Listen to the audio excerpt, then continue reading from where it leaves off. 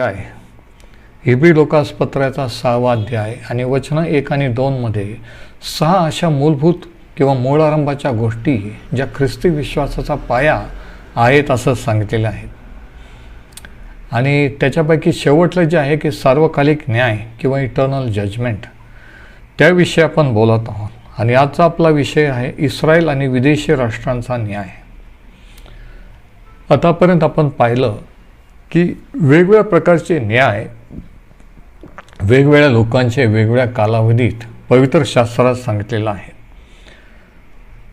आणि मागच्या आठवड्यात मागच्या स्टडीमध्ये आपण पाहिलं की मत्ती 25 मध्ये जे 3 दाखले दिलेले आहेत, त्या दाखल्यामध्ये देखील काही तत्व, काही महत्त्वाचे धडे किंवा प्रिन्सिपल्स सांगितलेले आहेत. मत्ती 25 ते मी थोडक्यात रिकॅप घेतो आणि मग आपण आजच्या स्टडीकडे जाऊया. जे आपण पाहिलं ते some principles from the parables in Matthew 25. पहिलं तत्व हे की ह्या आयुष्यात आपण जे काही सेवा कार्य करतो त्याच्यावर आपलं पुढच्या आयुष्यात, पुढच्या जन्मात नाही, पुढच्या आयुष्यात म्हणजे सार्वकालिक जीवनात कोणतं स्थान मिळेल ते अवलंबून आहे. Our service in this life will determine our position in the next life. कारण प्रत्येकाला वेगवेगळे स्थान त्यांच्या सेवा कार्यानुसार मिळणार आहे. म्हणून ह्या आयुष्यात तुम्ही आणि मी काय करतो ह्याच्यावर पुढच्या आयुष्यात किंवा सार्वकालिक जीवनात कोणतं स्थान आपल्याला मिळेल ते अवलंबून आहे. दुसरं तत्व हे की जे काही टॅलेंट किंवा जे काही दान देवाने आपल्याला दिलेलं आहे त्याचा जर आपण वापर केला नाही, ते जर पुरवून ठेवलं तर ते आपण गमावून बसू. म्हणून use it or lose it. तिसरं तत्व आपण हे पाहिलं की आपल्याला जे योग्य करणं माहीत असूनही जर आपण ते करत नसू तर ते देवाच्या दृष्टीने पाप आहे. याकोबाचे पत्र 4:17 मध्ये जे लिहिलेलं आहे की चांगलं करणं कळत असून जो ते करीत नाही त्याचे ते पाप आहे. बघा, म्हणजे काय करतो याच्याविषयी आपण बोलतो है ना, कृतीचे पाप, परंतु न करणं हे सुद्धा एक प्रकारचं पाप आहे. Since of commission and since of omission. आता मत्ती 25 मध्ये 3 प्रकारचे लोक, 3 टाईपचे लोक सांगितलेले आहेत की ज्यांना रिजेक्ट करण्यात आलं, ज्यांना नाकारण्यात आलं. पहिलं म्हणजे त्या मूर्ख कुमारी ज्यांनी आपल्या दिव्यामध्ये तेल घेतलं नाही त्या. दुसरे टाईपचे लोक म्हणजे ज्यांना एकच टॅलेंट किंवा एकच मोहरा किंवा एकच दान दिलेलं होतं आणि त्या सेवकाने ते पुरून ठेवलं, त्याचा व्यापार केला नाही, त्याचा उपयोग केला नाही. आणि तिसऱ्या टाईपचे ते राष्ट्र ज्यांनी प्रभू येशू ख्रिस्ताच्या भावंडांना म्हणजे इस्रायल लोकांना सहकार्य केलं नाही. तर असे 3 प्रकारचे लोक, 3 कॅटेगरीजचे लोक हे त्यावेळेस रिजेक्ट केले जातील, नाकारले जातील. आणि हे स्टडी करत असताना माझ्या मनात हा विचार आला की ह्या 3 प्रकारच्या लोकांमध्ये कोणतं कारण, कोणती गोष्ट अशी होती की ज्याच्यामुळे त्यांना देवाने रिजेक्ट केलं. त्यांनी काय केलं नाही, त्यांनी असं काय केलं होतं.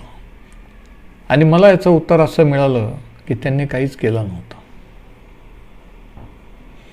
म्हणजे देवाने आपल्याला नाकारण्यासाठी किंवा रिजेक्ट करण्यासाठी काय केलं पाहिजे, तर काहीच नाही केलं पाहिजे. जेव्हा आपण काहीच करत नाही ते देवाच्या दृष्टीने सर्वात मोठं पाप आहे. त्या कारणामुळे आपण नाकारले जाऊ किंवा रिजेक्ट होऊ. हा एक गंभीर असा विचार आहे, गंभीर विचार आहे. आतापर्यंत आपण विश्वासार्ह्यांचा न्याय याच्याबद्दल बोलत आहोत, कारण ते आपल्याशी संबंधित आहे की आपण विश्वासार्ह, आपण देवाचे लोक आहोत. आणि आपण पाहिलं की त्या न्यायासंबंधाने ॲक्च्युली न्याय नाही तर त्यांच्या सेवेकार्याचं म्हणजे आपल्या सेवा कार्याचं, आपल्या जीवनाचं मूल्यमापन केलं जाईल. आपण काय केलं आणि काय नाही केलं याच्यावर आपल्याला पारितोषिक किंवा इनाम किंवा जे स्थान मिळणार आहे ते ठरलं जाईल. आणि म्हणून ह्या आयुष्यात दररोज तुम्ही आणि मी काय करतो ते महत्त्वाचं आहे. आता दुसरा जो न्याय शास्त्रात सांगितलेला तो आहे इस्रायल राष्ट्राचा न्याय. इस्रायल राष्ट्र, इस्रायल लोक जे देवाचे निवडलेले, देवाने स्वतःसाठी निवडून वेगळे केलेले लोक.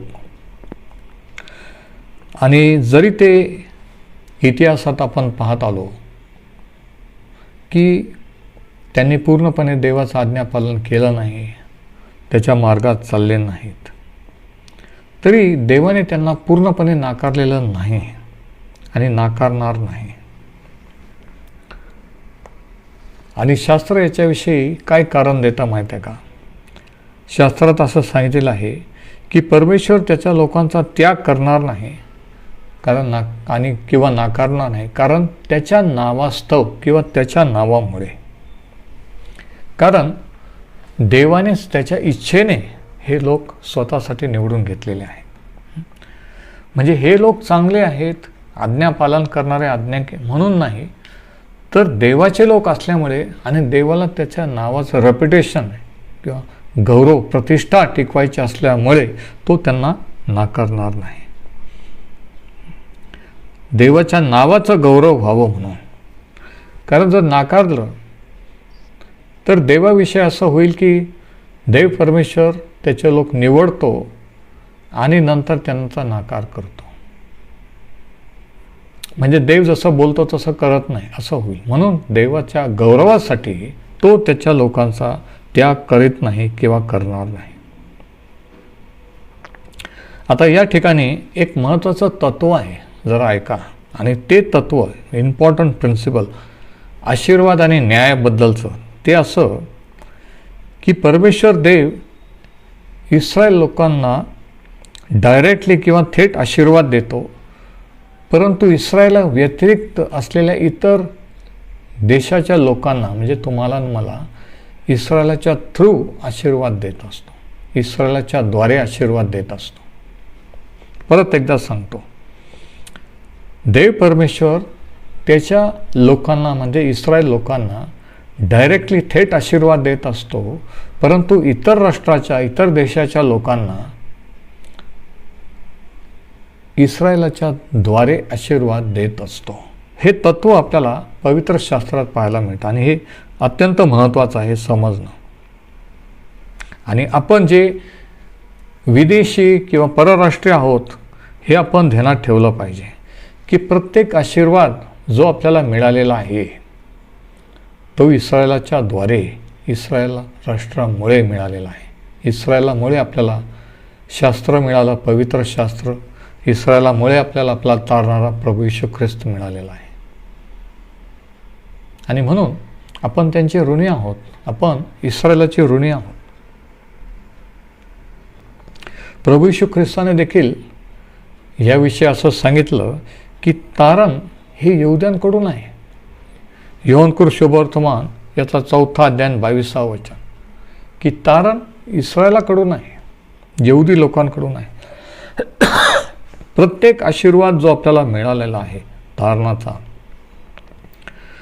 तो यहूदी लोकांकडून, इस्रायलाकडून मिळालेला आहे. आणि परमेश्वर ही अपेक्षा करतो की आपण याची जाणीव ठेवावी. परंतु ज्यावेळेस इस्रायल राष्ट्राचा न्याय करायची वेळ येते त्यावेळेस ते परमेश्वर इस्रायलाचा न्याय परराष्ट्रीयांच्या द्वारे किंवा इतर राष्ट्रांच्या द्वारे करत असतो. इतर राष्ट्रांच्या द्वारे त्यांना शिक्षा देत असतो. हे आपण जुन्या करारातही पाहतो आणि इतिहासातही पाहत आलेलो आहोत की परमेश्वर इस्रायलाला डायरेक्टली आशीर्वाद देतो, परंतु विधर्मी राष्ट्रांना, विधर्मी लोकांना इस्रायलाच्या द्वारे आशीर्वाद देतो. परमेश्वर विधर्मी राष्ट्रांचा, परराष्ट्रीयांचा न्याय डायरेक्टली करत असतो, पण इस्रायल राष्ट्राचा न्याय, इस्रायल लोकांचा न्याय परराष्ट्रीयांच्या द्वारे करत असतो, इतर राष्ट्रांच्या द्वारे करत असतो. हे महत्त्वाचं तत्त्व आहे. आणि जर ज्यूइश हिस्ट्री, इस्रायलाचा इतिहास जर आपण पाहिला तर वारंवार हे घडताना आपल्याला पाहायला मिळतं की ज्या वेळेस देवाचे लोक इस्रायल देवापासून दूर गेले, परमेश्वराने त्यांना शत्रूच्या हाती दिलं, शत्रूने त्यांना छळ केला, त्यांना पडाव करून नेला आणि अशा रीतीने देवाने इतर राष्ट्रांच्या द्वारे इस्रायलाला शिक्षा दिली, त्यांचा न्याय केला. तर हा फरक आहे की आपल्यासारख्या परराष्ट्रीय विधर्मी राष्ट्रांचा न्याय देव डायरेक्टली करतो, पण इस्रायलाचा न्याय डायरेक्टली करत नाही, तर इतर राष्ट्रांच्या द्वारे करत असतो. आता पुढचा जो न्याय आहे तो आहे इस्रायल राष्ट्राचा न्याय, the judgement of the nation of Israel. आणि हा न्याय महासंकटाच्या काळात परमेश्वर करणार आहे असं शास्त्र शिकवतं. इस्रायलाचा न्याय महासंकटाच्या काळात करणार आहे. पॉइंट लिहून घ्या. Judgement of Israel will be in the great tribulation period. आता याच्याविषयी शास्त्रात काय सांगितलेलं आहे आपण जरा वाचू. यिर्मया संदेष्टाचं पुस्तक याचा 30वा अध्याय, यिर्मया 30 आणि वचनं 3 ते 7 या ठिकाणी काय म्हटलेलं आहे का. कारण परमेश्वर म्हणतो, पहा असे दिवस येत आहेत की माझे लोक इस्रायल व यहुदा यांचा बंदिवास मी उलटवीन. मी जो देश त्यांच्या पूर्वजांना दिला होता त्यात त्यांना परत आणीन व ते त्याचा ताबा घेतील असे परमेश्वर म्हणतो. आणि यिर्मयाने केलेली ही भविष्यवाणी 1948 ज्यावेळेस संयुक्त राष्ट्रसंघाने इस्रायल राष्ट्राला राष्ट्र म्हणून मान्यता दिली आणि 1948 इस्रायल हे स्वतंत्र राष्ट्र झालं आणि ही भविष्यवाणी पूर्ण झालेली आहे. पुढं काय लिहिलं आहे बघा. परमेश्वराने इस्रायल व यहुदा यांच्याविषयी वचने जी सांगितली ती ही. परमेश्वर असे म्हणतो, तुम्ही म्हणता आम्ही थरकाप झालेल्यांचा शब्द ऐकलेला आहे, दहशत आहे, शांती नाही. कोणा पुरुषात प्रसव वेदना होत आहेत की काय हे विचारा. पहा प्रत्येक पुरुष प्रसवणाऱ्या स्त्रीप्रमाणे कमरेला हात देऊन उभा आहे व प्रत्येकाचे तोंड फिक्के पडले आहे असे माझ्या दृष्टीस का पडत आहे. आता ही भविष्यवाणी आहे का. हाय हाय, तो महादीन आहे, त्याच्या समान दुसरा कोणता नाही. तो याकोबाचा क्लेश समय आहे, तरी त्यातून त्याचा निभाव होईल. आणि तो महादीन म्हणजे महासंकटाचा काळ. यिर्मया 30, 3 ते 7. आता सर्वात मोठा दबाव किंवा प्रेशर जे इस्रायल राष्ट्रावर येणार आहे, शास्त्रानुसार ते कधी इतर देशात पांगलेले होते तेव्हा नाही, तर ज्यावेळेस ते त्यांच्या स्थानी देश म्हणून वसतील त्याच्यानंतर, देवाने नेमलेल्या जागी जाऊन त्याच्यानंतर हे सर्व सुरू होणार आहे. परंतु देवाचं वचन आहे की हे सर्व होत असताना देखील परमेश्वर त्यांना त्याच्यातून काढेल.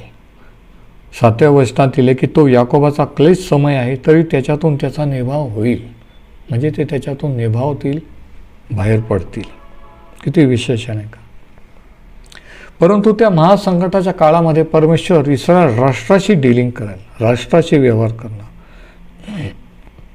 आणि महासंकटाच्या काळाच्या शेवटी तो इस्रायल राष्ट्राचा न्याय करेल.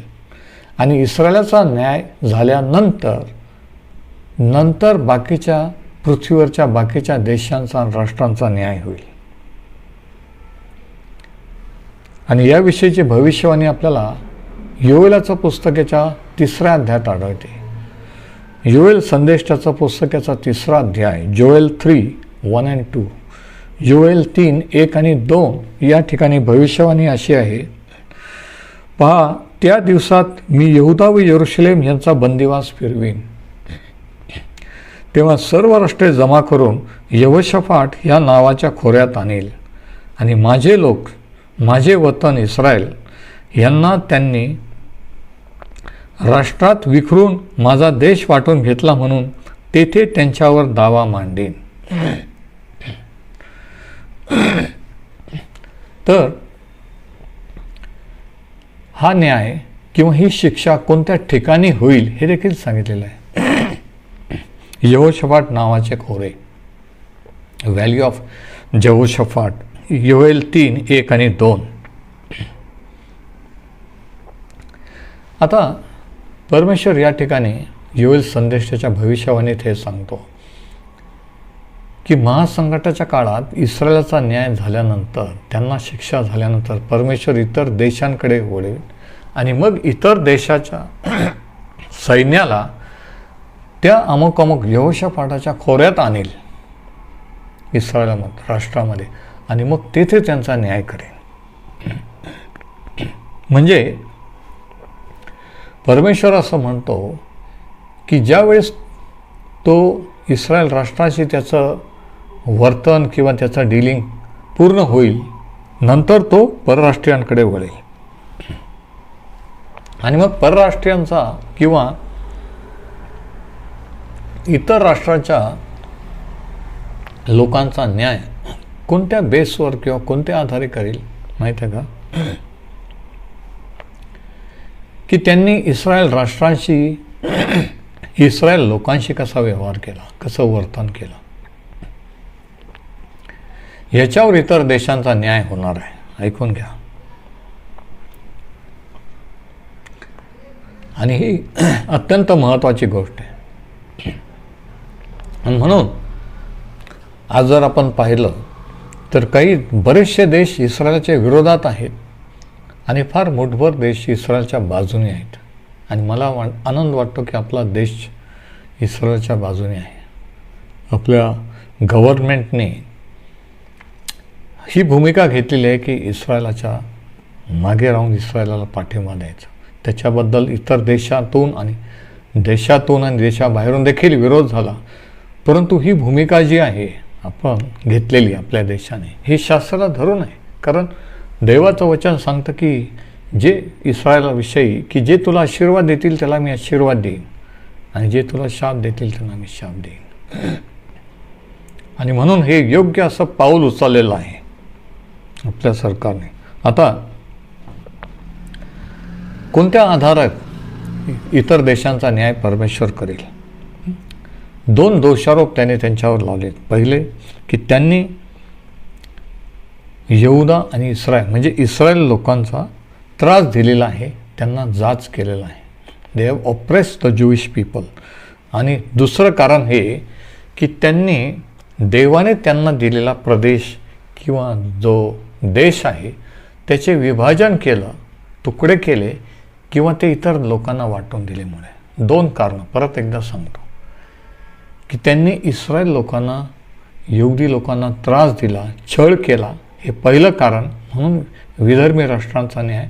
आणि दुसरं कारण देवाने त्यांना जी भूमी दिलेली आहे, पवित्र भूमी म्हणजे इस्रायल राष्ट्र, तर ती भूमी त्यांनी इतरांना वाटून दिली किंवा तिचं विभाजन. या 2 कारणावर त्यांचा न्याय, इतर देशांचा न्याय ठरला आहे. परमेश्वर म्हणतो की ती भूमी माझी आहे, मी इस्रायलाला ते दिलेले आहे. आणि जगातले कोणतेही गव्हर्नमेंट, कोणतीही सत्ता, कोणत्याही देशाची सत्ता तिच्यावर अधिकार गाजवू शकत नाही. पण जर त्यांनी गाजवला आणि ती भूमी जर इस्रायल लोकांना न देता इतरांना दिली किंवा त्या भूमीचं जर विभाजन केलं तर तो त्यांचा न्याय करेल. आणि आज काय होत आहे इतिहासात आपण पाहतो आतापर्यंत काय झालेलं आहे की देवाने त्यांना दिलेली भूमी, त्यांना दिलेला देश इतरांनी कॅप्चर केला आणि त्याच्यातला काही भाग विभाजन केला, इतरांना वाटून दिलेला आहे. म्हणजे देवाने जे सांगितलं नाही व्हायला पाहिजे तेच होत आलेलं आहे. आणि ह्या बेसिसवर परमेश्वर इतर राष्ट्रांचा न्याय करणार आहे. आता जर आपण नुकतंच अलीकडच्या इतिहासात जर आपण पाहिलं तर पहिल्या महायुद्धानंतर की पहिलं महायुद्ध संपल्यानंतर इतिहासात असं म्हटलेलं आहे की ब्रिटन, त्यावेळेसचा ब्रिटन म्हणजे आजचं UK, युनायटेड किंगडम, यांनी इस्रायल राष्ट्रांना त्यांच्या देशात जाण्याची संमती दिली होती, तीर्थदेश त्यांना देण्याचा. परंतु 1922मध्ये ब्रिटनचे त्यावेळचे अध्यक्ष विन्स्टन चर्चिल यांनी 76% देश हा अरब लोकांना दिला. इस्रायलातला 76% त्यांच्या भूमीचा भाग 76% अरब लोकांना दिला, ज्याला आज जॉर्डन असा देश झालेला आहे. जॉर्डन असं नाव. आणि त्या जॉर्डनमध्ये एकही यहुदी, एकही इस्रायली माणूस राहत नाही, राहायला परवानगी नाही. आणि मग उरलेले 24% संयुक्त राष्ट्रसंघाने डिवाईड केलं, विभाजन केलं. ही वस्तुस्थिती फॅक्ट आहे, हा इतिहास आहे. आणि ह्याच्याबद्दल त्यांना न्यायाच्या दिवशी प्रभू येशू समोर उभा राहून जबाब द्यावा लागणार आहे.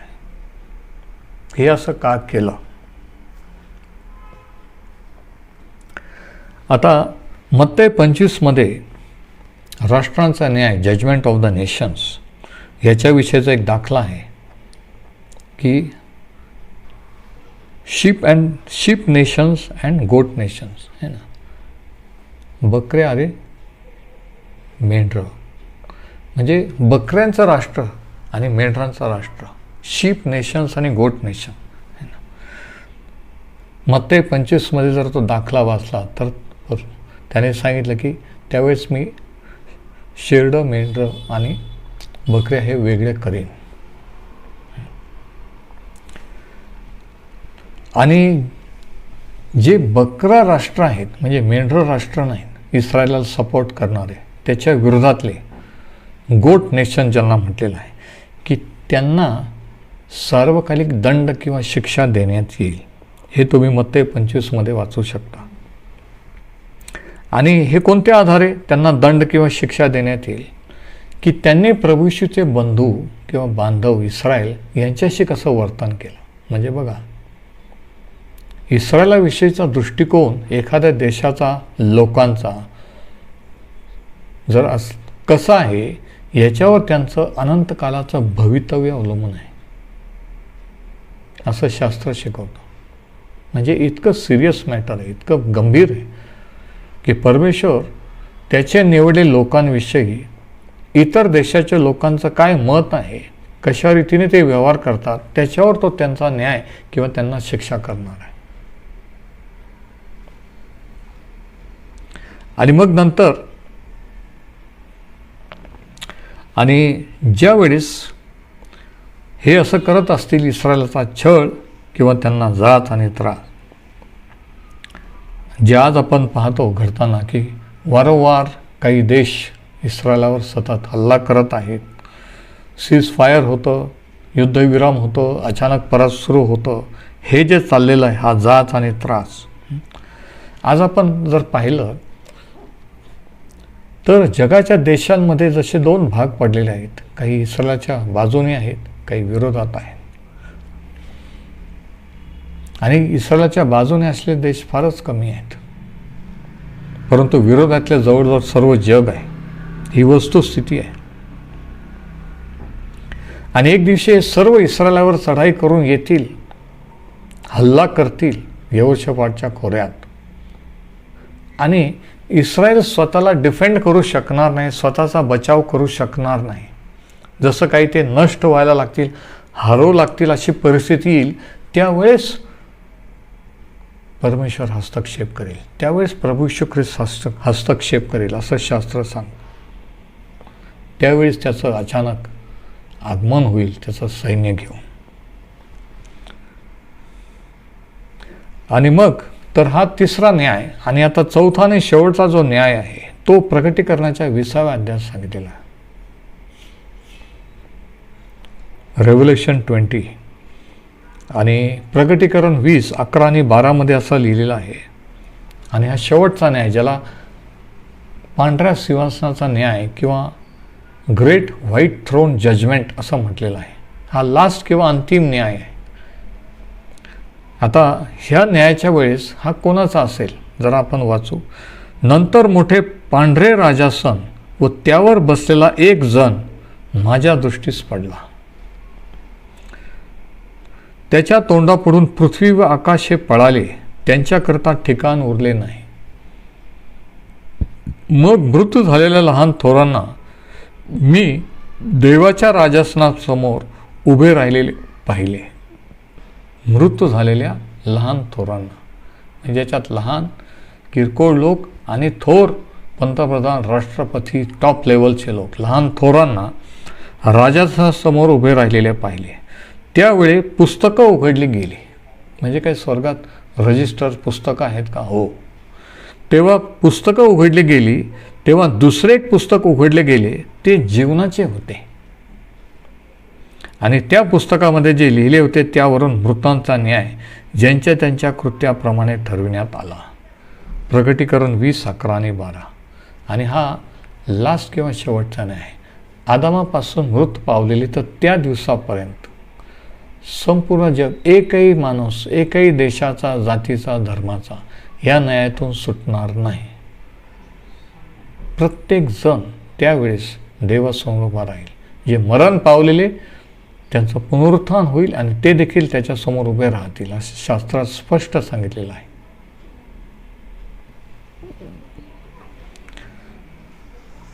आणि हा जो शास्त्र बघा आपण वाचला, त्यांचा ते न्याय होईल, परंतु त्याच्यात असं लिहिले की तेव्हा दुसरे एक पुस्तक उघडले गेले, ते जीवनाचे होते. आणि जीवनाच्या पुस्तकात ज्यांचं नाव लिहिलेले आढळतील ते देवाच्या राज्यात जातील. ते अनंतकाळ परमेश्वरासोबत राहतील. ज्यावेळेस प्रभू येशूने शिष्याला, ज्यावेळेस ते एक दिवशी खुश झाले, 2-2 करून पाठवले त्यांना प्रोबेशनवर, की खेडोपाड्यावर जाऊन देवाच्या राज्याची घोषणा करा, भूतं काढा, रोगास बरे करा वगैरे, ते येऊन म्हणतात की ते ह्याच्याबद्दल खुश झाले होते की भूते देखील तुझ्या नावाने आम्हाला वश होतात. है ना. आणि आजही बरेच लोक ह्या चुकीच्या कारणासाठी खुश होतात आहे की प्रभू येशूच्या नावाने भूतं देखील काढले जातात आणि मी देखील ते करू शकतो. परंतु ह्याच्यात खुश व्हायचं नाही. प्रभू येशूने त्यांना काय उत्तर दिलं की भूतं वश, माझ्या नावात वश होतात, ह्याच्यात आनंद मानू नका, तर तुमची नावं जीवनी पुस्तकात लिहिली आहेत ह्याच्याविषयी आनंद माना. बघा की ज्या स्वर्गाच्या रजिस्टरमधून, प्रेज द लॉर्ड, ज्या स्वर्गाच्या रजिस्टरमधून कोणीही, कोणतेही पाळक, बिशप, कोणीही ते नाव कट करू शकत नाही. जगातल्या चर्चच्या किंवा कोणत्या रजिस्टरवरून तुमचं नाव काढून टाकलं जाऊ शकतं, पण स्वर्गातल्या रजिस्टरवरून कोणतं काढलं जाऊ शकत नाही. आणि म्हणून प्रभू येशूने सांगितलं की ह्याच्यामुळे, आणि ज्या वेळेस माणूस प्रभू येशूकडे येतो, ज्या वेळेस माणसाचं तारण होतं, त्याचं नाव ऑलरेडी त्या पुस्तकात लिहिलं जातं, जीवनी पुस्तकात लिहिलं जातं. आणि ज्यांचे नावं जीवनी पुस्तकात आढळतील ते देवाच्या राज्यात जातील, आणि बाकीचे त्यांचा न्याय होईल आणि देव त्यांना अग्नीच्या सरोवरात त्यांना टाकण्यात येईल. ते कायमचे देवापासून दूर जातील. हा शेवटचा अंतिम न्याय. तर हे 4 प्रकारचे न्याय पवित्र शास्त्रात सांगितलेले आहेत. परत मी एकदा रिकॅप घेतो, थोडक्यात सांगतो. पहिला जो न्याय, judgement seat of Christ for believers, ख्रिस्ताच्या न्यायसनासमोर विश्वासार्ह्यांचा न्याय. विश्वासार्ह्यांचा न्याय पहिला. दुसरा, the judgement of Israel in the great tribulation, महासंकटाच्या काळात इस्रायल राष्ट्राचा न्याय, हा दुसरा न्याय. तिसरा, 1000 वर्षाचं ख्रिस्ताचं राज्य सुरू होण्यापूर्वी प्रभू येशू ख्रिस्ताचं आगमन होईल, त्यावेळेस सर्व राष्ट्र त्याच्यापुढे जमवण्यात येतील आणि बकरे आणि मेंढरं राष्ट्र हे वेगळे केले जातील. तो न्याय की इस्रायलाशी त्यांनी कसं वर्तन केलं. आणि चौथा जो न्याय आहे तो आपण पाहिला, तो पांढरा सिंहासनाचा न्याय, की ज्यावेळेस सर्व जग देवापुढे उभं राहील. आणि म्हणून हे 4 प्रकारचे न्याय शास्त्रात सांगितलेले आहेत. आता हे सर्व वाचल्यानंतर, ऐकल्यानंतर आपण आपल्या स्वतःलाही विचारलं पाहिजे की परमेश्वराच्या, प्रभू येशूच्या न्यायासनासमोर उभं राहायला मी तयार आहे का?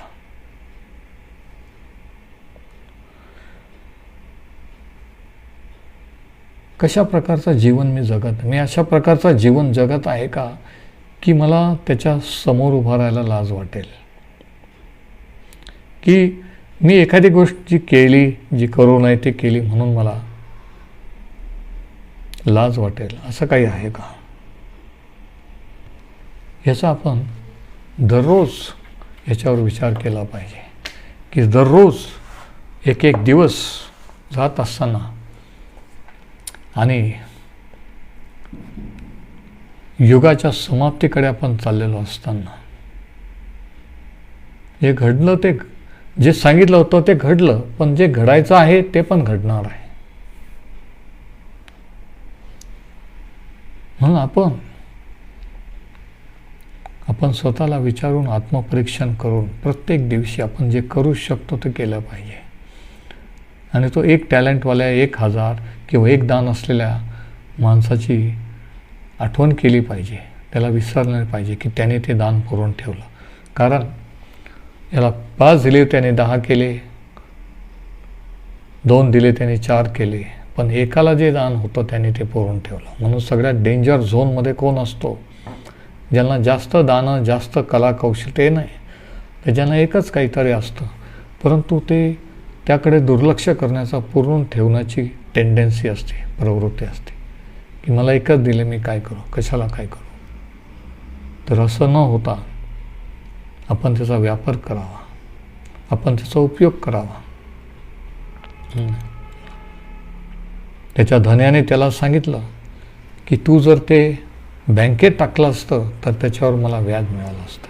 म्हणजे काय की आपण जर सेवा करू शकत नाही, की आपण जे करू शकत नाही, परंतु अशी एक सेवा आहे, असं एक कार्य आहे,